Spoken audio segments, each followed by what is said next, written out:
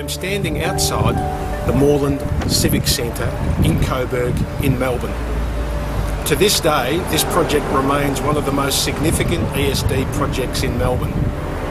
In the mid-1990s, I worked as the project and construction manager, and the project was considered a pioneering sustainability project in Melbourne, Victoria, and in fact, the whole of Australia.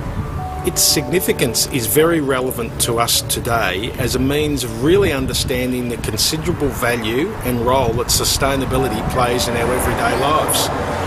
Back in the 1990s, the concept of sustainability was relatively unknown and very much misunderstood.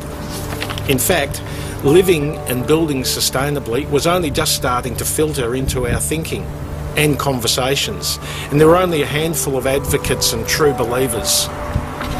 Fast forward to 2012 and sustainability has now crept into every facet of our lives. It has become the must-have word in our thinking, creating and doing. The buzzword of our generation. We now live in a world of sustainability overload. I'm concerned by this as I wonder if the trendiness has made it lose its actual true value and meaning. It has now become extremely difficult to distinguish between the genuine message of sustainability and those which are just promoted to the consumer for the sake of maintaining currency in the market.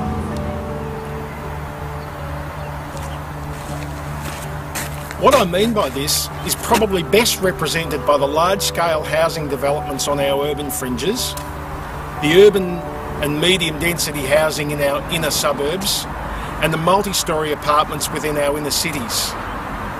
These developments are often promoted with solar panels, water tanks, walking trails and other types of eco or green inclusions and star-rated add-ons. My overarching and fundamental concern is that these inclusions do not necessarily mean there is an established long-term commitment to sustainability. The overuse of this language, or what I simply call talking the talk or greenwashing, does little in providing a dedicated cultural shift in thinking within the wider community. So what does this all mean to you as a consumer? My advice is straightforward and relatively simple. If you sincerely want to build and buy and live by authentic, sustainable principles, then follow these 5 simple steps. Do your homework and conduct detailed research.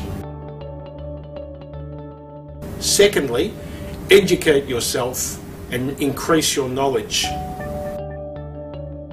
Number 3, investigate the questions you need to ask. 4, make sure you fully understand and are comfortable with what is being marketed to you under the heading of sustainability.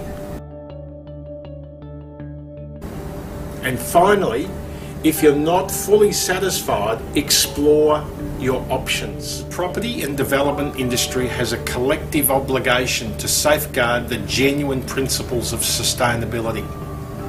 If we don't, I think we risk it being discarded to the scrap heap of bogus ideology.